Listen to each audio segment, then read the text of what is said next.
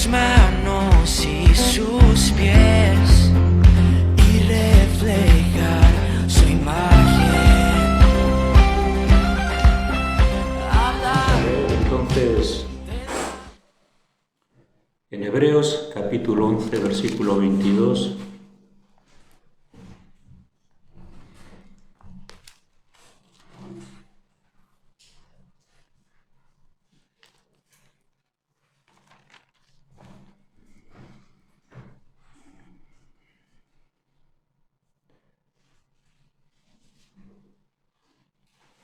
bien, dice así, es el capítulo de los héroes de la fe, ¿no? Habla de muchos personajes bíblicos y hoy vamos a hablar un poco de este personaje que todos conocen, hasta los no creyentes, ¿no?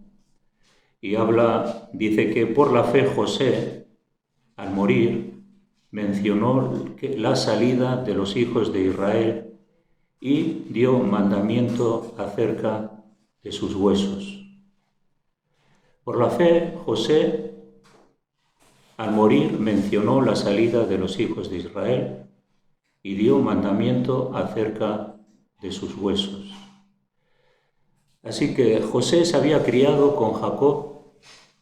Jacob, uno de los patriarcas, lógicamente invirtió tiempo con sus hijos para enseñarles las promesas a Abraham y Isaac. Y ellos eran conscientes del plan de Dios de la tierra de Canaán.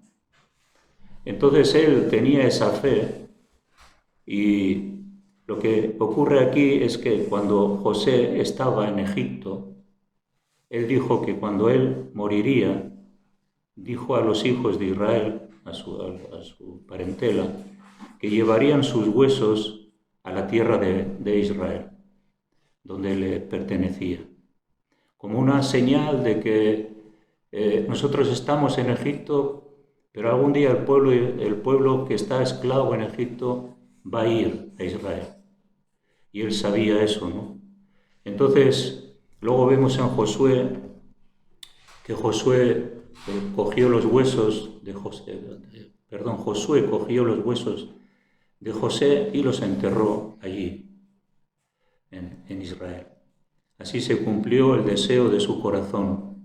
Pero en medio de este desarrollo de la vida de José, él tenía claro, ¿no? Tenía la fe puesta en las promesas de Dios. Todos conocemos la vida de José. Es una historia fascinante, donde realmente aprendemos de todo. Bueno, a mí me va a costar hoy 2 horas enseñaros un poco la historia, no menos. Pero lo cierto es que, decir que José era el hijo de la vejez de Jacob, era el mayor de los hijos de la esposa de Raquel. Vemos desde la historia de José que desde su juventud manifestó dotes espirituales. Desde su juventud manifestó dotes espirituales. Qué importante que el joven haya recibido de sus padres, haya recibido de la Iglesia la visión del reino de Dios y empiece a manifestar el joven esas dotes espirituales que tienen que ver con la fe. Y José aprendió desde su juventud a tener esas dotes espirituales. Desde luego que tuvo una piadosa madre, ¿no?, que formó su carácter y educó su mente. Qué importante, padres y madres, que podamos formar el carácter de nuestros hijos y podamos educar su mente. Y hay que invertir tiempo. Y es importante que los niños empiecen a venir a la iglesia desde pequeños, para que vayan entendiendo de qué se trata la iglesia, experimenten la presencia de Dios, crezcan en el ambiente de la adoración, de la alabanza, de la predicación de la palabra, de la enseñanza, y luego en casa, desde luego, la mayor responsable son los padres, que tienen que formar a esos hijos. No podemos inmiscuir a nuestros hijos. No podemos decir que mi hijo no puede venir a la iglesia porque tiene esta actividad, tiene aquella, porque está aquí, está allá. Hermanos, los perdemos. Nuestros hijos tienen que venir con nosotros, tenemos que enseñarles. Tienen que ver que la iglesia es lo más importante y discernir que realmente Dios les está llamando, les llama a la esperanza que necesitan y desarrollar su vida espiritual. Cuando un niño deja de venir a la iglesia, luego tiene 12, 14, 15 años, ya no le vas a traer. Va a ser difícil, más difícil cuanto más tiempo pasa. Y yo veo, ¿no?, que a veces, en muchas ocasiones, la importancia de estos hombres de Dios, la importancia vital que ha sido la iglesia, los padres, el ejemplo, ha sido algo que ha marcado sus vidas. Por lo tanto, también Jacob era piadoso, no solamente su esposa, ¿no? Jacob era piadoso. Pero también cuando vivió José, Isaac era su abuelo. O sea, José era el nieto de Isaac. Y también los abuelos, ¿cuánto podemos influenciar en nuestros nietos? Hablándoles, enseñándoles, etcétera, etcétera. Sobre todo cuando pasas mucho tiempo con ellos, en vez de hablar muchas cosas, es mejor transmitirles, darles ejemplo, enseñarles. Y eso es una bendición. Así que Isaac también intervino en esa educación. Cuando vemos a José, su vida de fe, vemos una larga historia que tiene poco que criticar. José fue casi perfecto, no lo era del todo. Hay poco que criticar de él, alguna cosa, pero es normal, era un ser humano, ¿no? Por lo tanto, siempre como seres humanos podemos fallar y caer en algunas pequeñas historias que no las habríamos repetido, ¿no? Bueno, José tenía 17 años, casi cuando fue... Tenía 17 años cuando fue vendido, ¿no?, por sus hermanos. Qué jovencito, ¿no? Pero él ya tenía, ya en su corazón, se le había inculcado la fe. Él sabía quién era Dios, sabía a qué Dios le había llamado. Y bueno, leyendo toda la historia de José, hay 12 capítulos en Génesis. Si los lees vas a salir muy edificado, muy bendecido. Y vemos que bueno, Jacob y José tenían esos lazos de amor y simpatía el uno al otro, ¿no? Bueno, nuestros hijos no tenemos que hacer acepción de personas y tenemos que amarles a todos por igual. Lo que pasa es que José, como vamos a ver, tenía unas características que a Jacob le cautivaron. Entonces, vemos que los hermanos tenían envidia de él por su carácter y también características de su personalidad. Y por eso también le vendieron. Cuando buscaron la oportunidad de desecharse de José, porque era como una especie... José era para los hermanos que no se portaban bien como una constante acusación a las conciencias de ellos. Cuando nosotros vivimos en medio de un mundo impío y cuando la gente ve nuestras características, se enfadan, critican y se ponen rebeldes contra nosotros. Eso te pasa si tú estás consagrado al Señor. Y la gente no quiere verte, no quiere estar contigo porque eres luz y la luz manifiesta las tinieblas. Por lo tanto, se desarrollan envidias y conflictos en algunas personas porque tú eres como eres. Me acuerdo haciendo un curso de soldadura en el Goyerri, de repente yo empecé a alabar a Dios y estaba alabando a Dios. Bueno, había mucho ruido, pero yo estaba alabando a Dios, ¿no?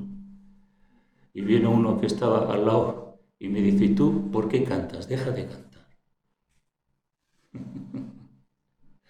Luego pude darle testimonios a todos de allí del curso, ¿no? Pero se irritaba porque la presencia de Dios estaba allí. Se enfadaba, no quería, no soportaba la presencia de Dios. Entonces, eso les pasaba a los hermanos de José. No toleraban su presencia porque les acusaba constantemente de una mala actitud. Por lo tanto, José entró en 13 años de adversidad como consecuencia de que sus hermanos le vendieron. Entonces José empezó a entrar en la escuela de Dios. José empezó a entrar en la escuela de Dios. Fueron 20 años, 13 años en medio esclavo, 3 años en la cárcel, más luego hasta que subió, así, después de Faraón, pasaron 20 años de incertidumbre para él. Pero luego más tiempo, ¿no? Que eso también, hasta que recibió a su familia en Egipto. Jacob y sus propios hermanos le recibieron en Egipto y pasaron unos años más, ¿no? José, el desarrollo espiritual para José pasó por diferentes maestros. Y todos tenemos un desarrollo de la fe, y si no hay maestros que desarrollen nuestra fe no crece. Los mejores maestros que Dios usa es la adversidad, la dificultad, que prueba tu fe y tu confianza en Dios. Y entonces tienes que ir manifestando día a día que a pesar de todo, tú vas adelante, por encima de todas las circunstancias. Entonces estuvo sirviendo a los madianitas que le compraron. Estuvo sirviendo en Egipto a los madianitas. Estuvo sirviendo a Potifar y también sirviendo a Faraón. En Hebreos 5:8 dice que Jesús, por cuanto padeció, aprendió obediencia. Jesús mismo es el ejemplo número 1 de nuestra forma de entender el desarrollo de nuestra fe. Hebreos capítulo 5, versículo 8.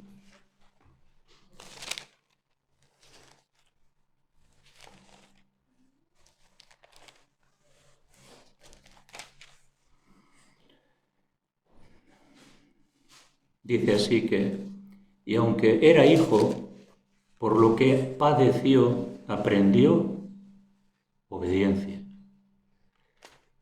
Y habiendo sido perfeccionado, fijaros que Jesús fue perfeccionado siendo Dios. Fue hombre, pero como hombre fue perfeccionado. Vino a ser autor de eterna salvación para todos los que le obedecen. Así que Jesús padeció, fue perfeccionado.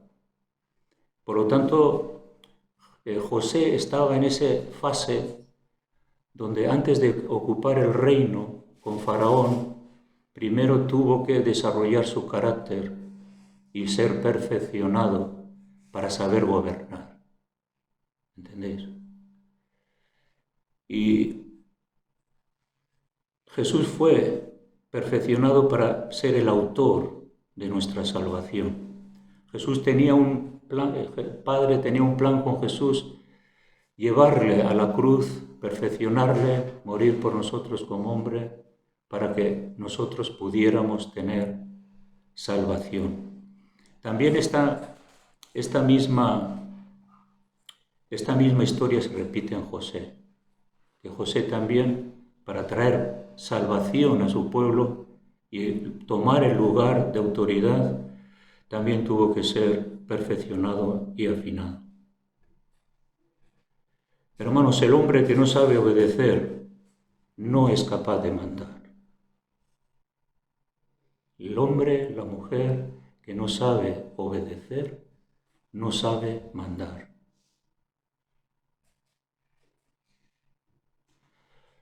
Porque la persona que obedece desarrolla su carácter y se va perfeccionando de tal forma que luego sabe estar en el lugar de autoridad. Porque no todas las personas saben estar en autoridad. Las personas que saben estar en autoridad son las que han pasado por el proceso de Dios y que saben cómo desarrollar un liderazgo o cómo desarrollar un don o cómo desarrollar un servicio en la iglesia y cómo tratar a los hermanos. Eso es muy importante. Y nosotros tenemos que aprender a obedecer, ser perfeccionados para poder luego servir mejor, ¿no? Cuando leemos la historia de José, vemos que José se abstenía de todas las concupiscencias del mundo y de la carne. José se abstenía de todas las concupiscencias del mundo y de la carne. Era temeroso de Dios. Se ve en la historia ese carácter, sobre todo con la esposa de Potifar. Pero vemos que él se mantuvo sexualmente puro también. Es importante porque hay muchos creyentes que caen en la impureza sexual y eso frena su desarrollo espiritual, su crecimiento y que él pueda ser una persona útil en las manos de Dios. Así que él se mantuvo sexualmente puro. José podía haber accedido a la esposa de Potifar, pero él dijo que no. Nosotros podemos acceder a muchas cosas en la vida sexual de nuestra sociedad, pero también tenemos que decir que no. Esa es la clave. Pablo le dice a Timoteo: huye de las pasiones juveniles y sigue la justicia, la fe y la santidad, sin la cual nadie verá al Señor. Mantengámonos sexualmente puros en una sociedad donde todo está impregnado de una falsa sexualidad. Y no lo tenemos fácil, pero tenemos que determinar que queremos mantenernos sexualmente puros. Una de las cosas que se ven en José y que muchas veces hemos hablado y se entiende que José es como un tipo de Cristo, ¿no?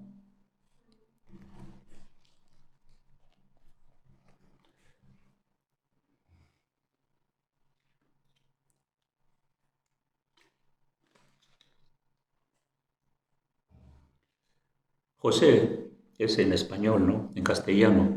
En griego es Jesús. José era, dice la palabra, si leéis los 12 capítulos, que era un joven hermoso, favorito de su padre. Jesús era el favorito de su padre. Y la hermosura que tenía Jesús, dice que no vimos su rostro, pero sabemos que Jesús es hermoso. Porque aunque no vemos su rostro, contemplamos su hermosura espiritual. Y sabemos que Jesús es atrayente. Y eso es lo que también José tenía, un semblante hermoso. Fue enviado por su padre a buscar a sus hermanos. Sabéis que en uno de los relatos les mandó a buscar, que no aparecían, y allí les encontró. Y es cuando después le apresaron y ya no volvió. Le dijeron a su padre que le había matado unas fieras y le llevaron sangre de su ropa y le engañaron a Jacob, ¿no?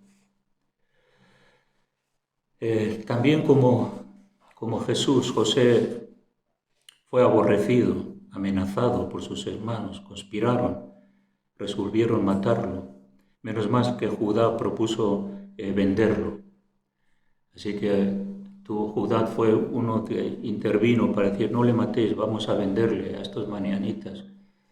Y por 20 monedas de plata, ¿no? Lo que le ocurrió a Jesús también, que Jesús fue vendido por 30 monedas de plata. José fue vendido por 20 monedas a los madianitas. Y en eso vemos también cómo le vendieron, como diciendo esto no vale para nada. Amaron más las 20 monedas que la vida de su hermano. Así que también sus hermanos dieron falso testimonio contra él. Y cuando vemos la vida de Jesús, los falsos testimonios, las mentiras contra Jesús, todo lo que las veces que le desecharon, José también se sintió así. Pero cuando nosotros vemos esta historia y la historia de Jesús, que es el mayor ejemplo, nos damos cuenta que esas cosas se repiten en nuestra vida espiritual, se repiten. Somos desechados, no nos entienden, nos critican, hablan mal de nosotros. Una vez en mi trabajo me vino un compañero de trabajo y me dice, mira, me llama Bartolomé, me apellido, y dice, todos estos que están aquí no hacen más que hablar mal de ti. No se ríen de ti, me dijo. Luego hablaba con ellos y va como nada, ¿no? Pero entonces yo entendí, ¿no? Parece que todos son muy majos, pero se están riendo de mí y hablan mal de mí. A Jesús le ocurrió lo mismo. Cuando nosotros estamos en una sociedad, nos mezclamos con ellos, vivimos como ellos, pecamos como ellos, ¿sabes qué? Nadie te va a criticar, nadie te va a decir nada. El asunto es cuando tú vives y confrontas sus vidas de actitud. Eso es lo que ocurre, ¿no? Así que bueno, le llevaron a Egipto y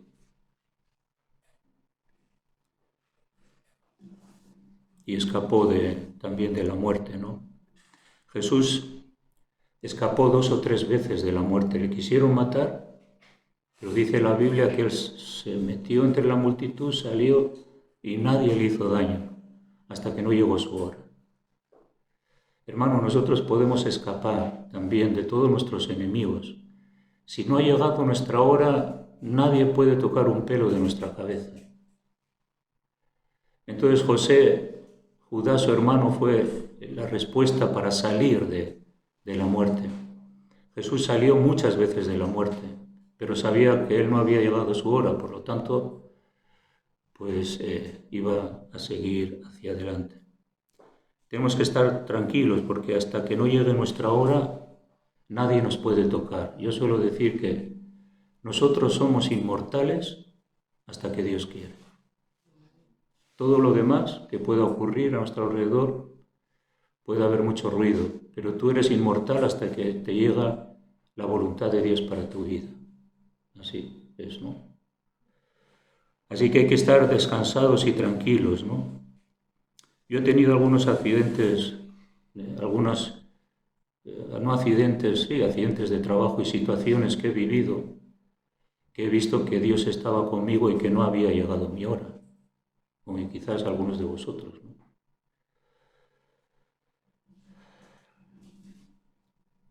Cuando vemos a José, cuando tuvo esos sueños con el panadero y el copero del rey, y dice que el copero, el panadero, el faraón lo mató y el copero, el faraón lo levantó. Cuando vemos a Jesús entre los dos personas crucificado, vemos que uno se salvó y otro murió. Es que parecido, ¿no? Bueno, esto tiene que ver. ¿Por qué el faraón le mató a uno y al otro no? No se dice. Pero ¿por qué el que estaba con Jesús le dijo, hoy estarás conmigo en el paraíso? Y el otro murió sin fe. Posiblemente, digo yo, que el panadero habría algo en sus características que a Faraón no le gustó, no se humilló, no se quebrantó. Se zarzó con él y le dijo, bueno, pues te voy a liquidar. Entonces, cuando no nos humillamos, no nos quebrantamos, pero cuando se humilló y se quebrantó y le dijo, Señor, acuérdate de mí cuando vengas en tu reino, le dijo el Señor, de cierto hoy estarás conmigo en el paraíso. Se humilló, se quebrantó, reconoció su error, su pecado. Quizás el panadero reconoció el copero reconoció su error y su pecado, y por eso el faraón le levantó. Al que se humilla, Dios le levanta. Al que se levanta, Dios le humilla. Es una de las, pienso yo, de las claves de estos dos personajes que, aunque no dice nada, posiblemente tenía que ver con su carácter. Así que José también soportó la injusticia y la murmuración. Jesús también soportó la injusticia y la murmuración. De Jesús se dice que sufrió tal contradicción de pecadores contra sí mismo que su ánimo no se cansó ni desmayó. José soportó tantas injusticias y tantas cosas que su ánimo tampoco se cansó ni desmayó para seguir reconociendo a Dios en su vida y esperando que su mano le sacaría hacia adelante. También, como le ocurrió a Jesús, a José también, de Jesús se olvidaron todos, sanó a muchos y luego ya nadie estaba en la cruz. Pocos fueron los que le agradecieron las sanidades y milagros que Jesús hizo. A cuántos ayudó, a cuántos sirvió, a cuántos bendijo. Y sin embargo, se olvidaron de él. Qué duro para Jesús, ¿no? Pero a José también le pasó lo mismo, porque si lees la historia te vas a dar cuenta que él estaba siempre sirviendo. Estaba siempre tratando de bendecir, de ayudar. Si nos da tiempo vamos a ver luego algunos detalles. Pero luego se olvidaron de él. José le dijo al panadero, acuérdate de mí, intercede hacia Faraón que estoy aquí. Dile a Faraón que mi comportamiento es correcto, que no estoy haciendo mal a nadie, que estoy aquí injustamente. Pero el panadero se olvidó de José. Cuando se olvidan de ti, siempre hay alguien que se olvida de nosotros, ¿no? Ni nos llama, ni nos dice nada. Si cuánto le he ayudado, cuánto le he bendecido, si le he servido, le he ministrado durante años, ¿no? Eso ocurre solo a los pastores. ¿Cuánto he servido?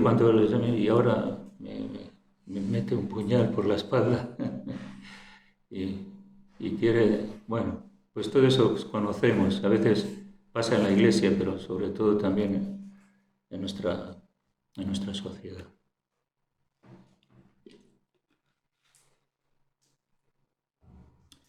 Así que recibieron muchos favores de José, pero sin embargo se olvidaron. Lo que sí vemos como Jesús es que Jesús fue enviado para salvarnos. Lo envió su Padre Celestial con un plan de salvación.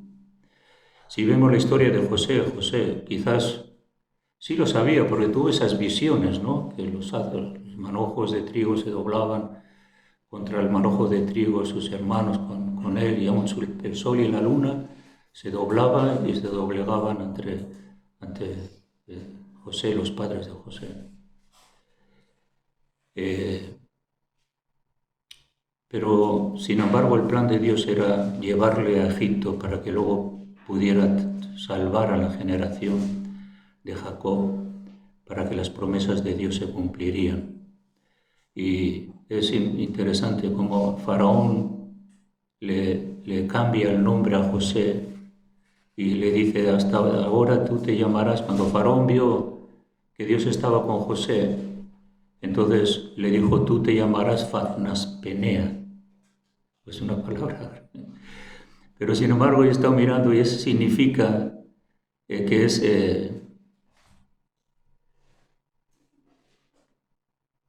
declarador de lo oculto. Porque Faraón se dio cuenta que José tenía el don de interpretar sueños. Y le dijo, Faraón, tú no te vas a llamar José, Tú te vas a llamar declarador de lo oculto. Aquello que está escondido para los hombres no está escondido para Dios. Así que le dijo, tú eres quien realmente declaras lo oculto, que Dios está contigo. Pero también esta palabra tiene que ver con alimento de vida. No solamente José declaraba lo oculto, sino que José era alimento de vida porque él iba a ser el proveedor de dar pan a toda su generación de Egipto y los pueblos y también de la familia de Jacob. Vemos que el Evangelio que estaba oculto, Dios lo reveló. Así que el Evangelio ha estado oculto, pero Dios lo ha revelado a través de Jesucristo. Lo oculto de Dios está en Jesucristo. Jesucristo es el que salva, perdona, trae esperanza, trae ese mensaje de aliento y de vida para aquellos que leen la palabra de Dios y descubren el plan de Dios de salvación para la humanidad. Es así, Jesús es el pan de vida. Jesús mismo dijo, yo soy el pan de vida. Cuando José fue puesto como segundo de Faraón, también tenía 30 años. 30 años tenía Jesús cuando empezó su ministerio. Fue fiel en todo donde sirvió, ¿no? José fue fiel en todo donde sirvió. Jesús fue fiel a su Padre. Y Dios, he apuntado que Dios honra la fidelidad. Dios honra la fidelidad. Dios no es deudor de aquellos o de los creyentes que son fieles, que están comprometidos, que sirven, que se preocupan por la obra de Dios.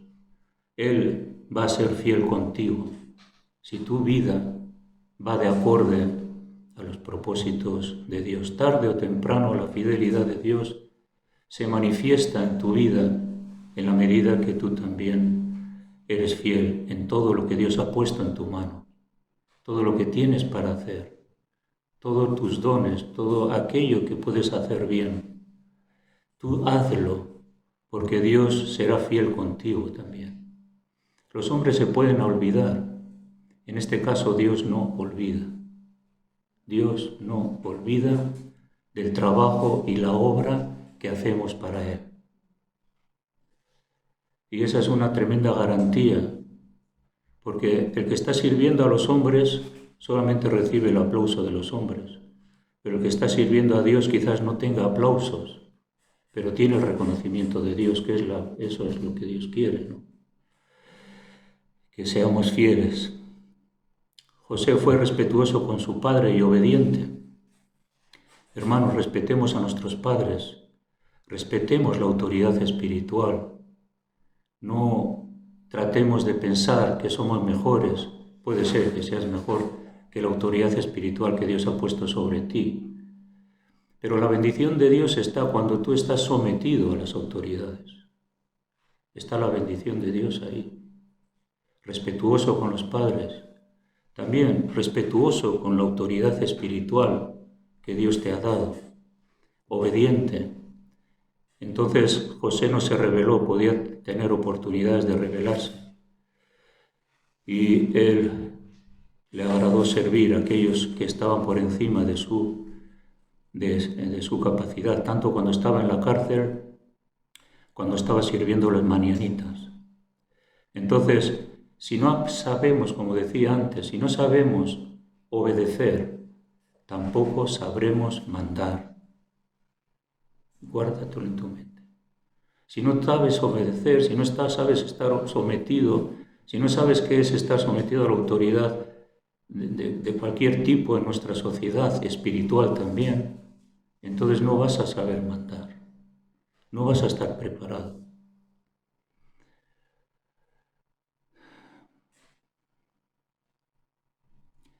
Otra de las características es que a pesar de que sus hermanos le traicionaron, amó a sus hermanos y intercedió por ellos. Él mismo fue el Salvador de los que le vendieron. Jesús fue el Salvador de aquellos que le vendieron, aquellos que le traicionaron. Él mismo fue el Salvador. Cuando Jesús, algo que a mí siempre me ha conmocionado en la historia de Jesús, es que Jesús, también Esteban, su discípulo, manifestó esto, ¿no? Pero Jesús, cuando estaba en la cruz, le dijo: Señor, perdónales porque no saben lo que hacen.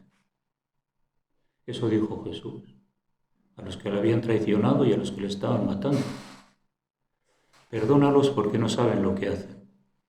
Esto nos habla mucho porque nosotros tenemos que tener esa mentalidad, que aquellos que están contra nosotros realmente no saben lo que hacen. Si se darían cuenta, se rectificarían, pero no saben lo que hacen. El pecador no sabe lo que hace. Cuando va contra Cristo no sabe lo que hace. Está ciego. Lo que hay que hacer es orar. En vez de pelear es mejor orar, porque la oración es más efectiva que el poder hablar.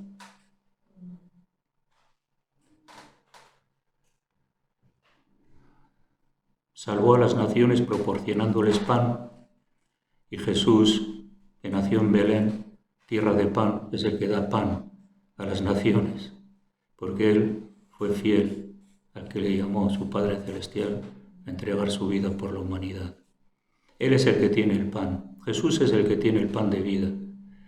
No existe otro lugar donde podemos alimentarnos en los tiempos de aridez, de sequía, de malnutrición espiritual, sino que Jesús es el que da ese pan que ya lo ha previsto para nosotros.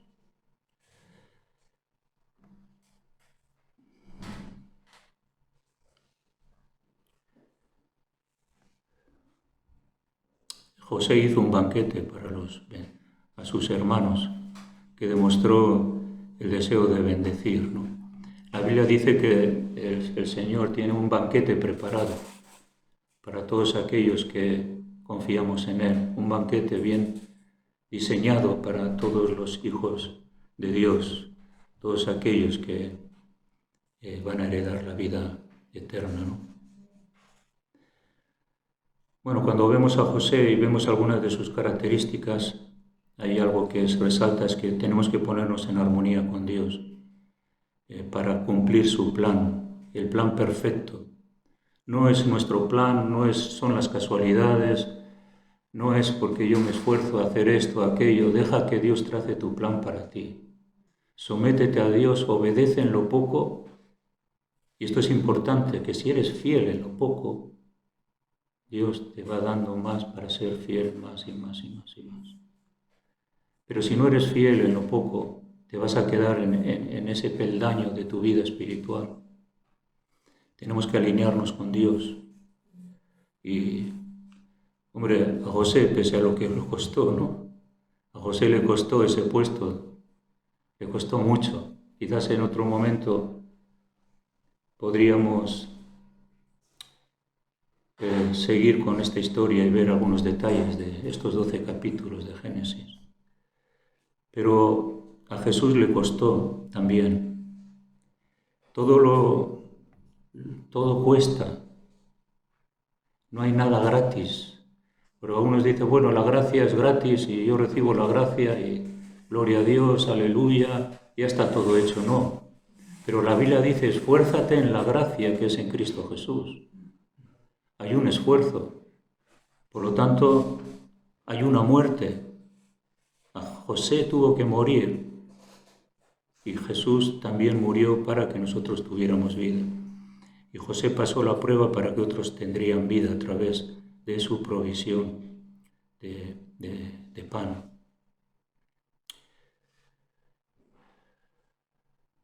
Cuando vemos la vida de Jesús, vemos que realmente Él tuvo un penoso peregrinar hacia la muerte, que, como hemos leído, en que cuanto padeció aprendió obediencia.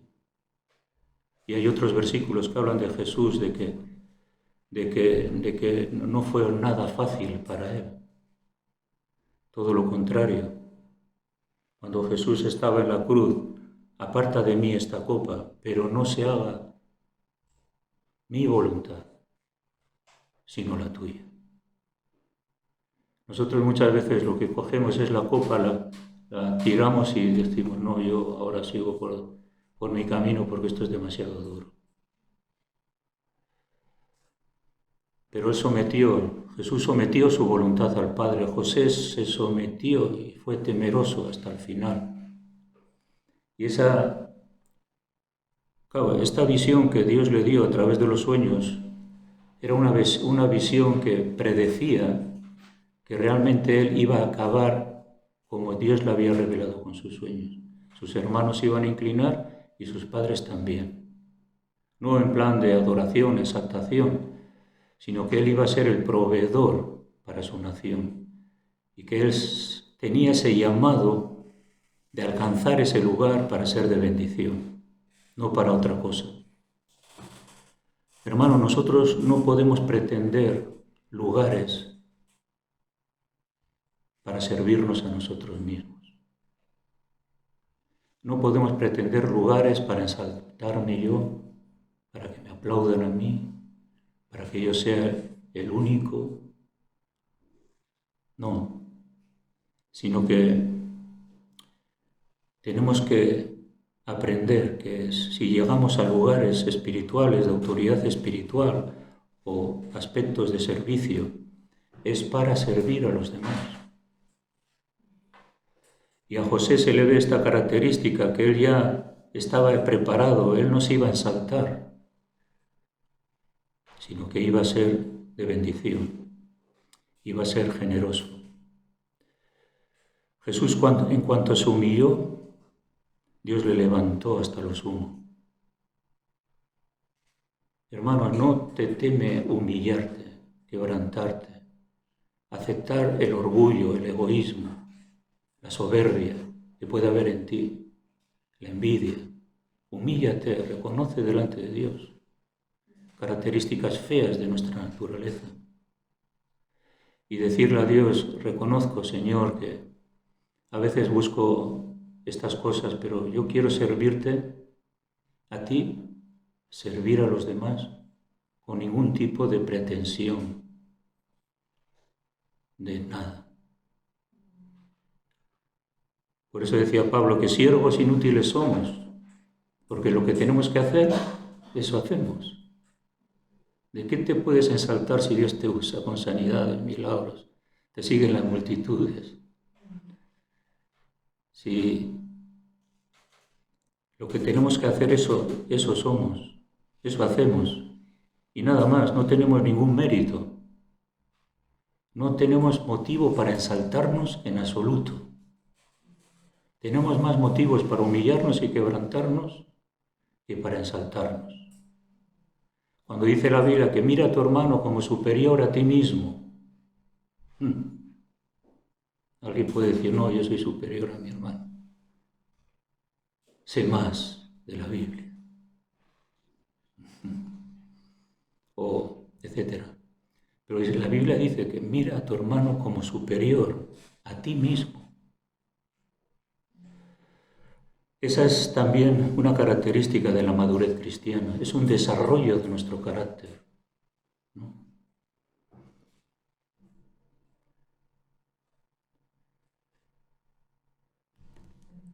Y algo importante que también a veces nos tenemos que arrepentir.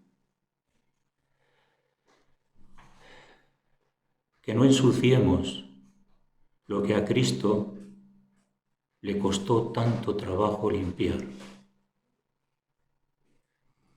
A Jesús le costó mucho trabajo limpiar tu vida, limpiar mi vida. A José le costó mucho trabajo dar alimento a su pueblo. Valoremos lo que Jesús hizo en la cruz para no malgastarlo. No ensuciemos lo que a tanto Jesús le costó limpiar. Tenemos que ser temerosos de Dios. No podemos ensuciarnos. A Jesús le costó mucho que yo sería limpio. Y dice la Biblia que no seáis como la puerca una vez limpiada, vuelve al barrizal. No seamos insensibles. Tú le coges a un cerdito, le limpias. Él no valora esa limpieza. Se va otra vez al barro, se revuelca. Si la valoraría, no iría allí otra vez. Nosotros tenemos que valorar lo que tanto a Jesús le costó limpiar y no revolcarnos de nuevo en el cieno del pecado.